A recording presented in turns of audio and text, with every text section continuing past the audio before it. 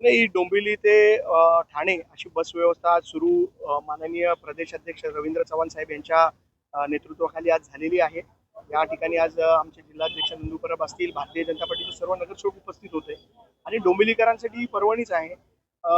एका विद्यार्थ्याचा जो पडून मृत्यू झालेला, जो ट्रेनमधून पडून मृत्यू झाला, त्याच्यानंतर ही जी आम्ही पर्यायी व्यवस्था, परिवहनची पर्यायी व्यवस्था करण्यासाठी मागणी केली होती आणि त्याला आज कुठेतरी यश येताना दिसतंय.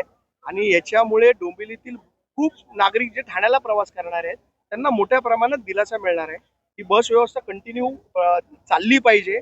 आणि हे जे समोर आपल्याला दिसतंय हे केडीएमटीचं आरक्षण आहे.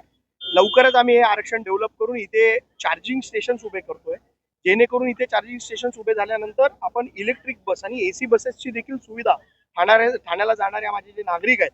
आणि आत्ताच रवींद्र चव्हाण साहेबांनी एक महत्वाचा विषय आपल्याला इथे सांगितला की याच बसच्या माध्यमातून माजिवड्याला जो मेट्रो स्टेशन आहे त्या मेट्रो स्टेशनला जोडण्याचं काम देखील शटल सर्व्हिसच्या माध्यमातून आपण करणार आहोत, जेणेकरून ठाण्याला जेव्हा माणूस उतरेल त्याला बोरिवली असेल, पवई असेल, घाटकोपर असेल, इथे प्रवास करताना मेट्रोची म्हणजे इंटिग्रेटेड जो प्रवास आहे नागरिकांचा तो सुखकर होईल या बस सेवेच्या माध्यमातून.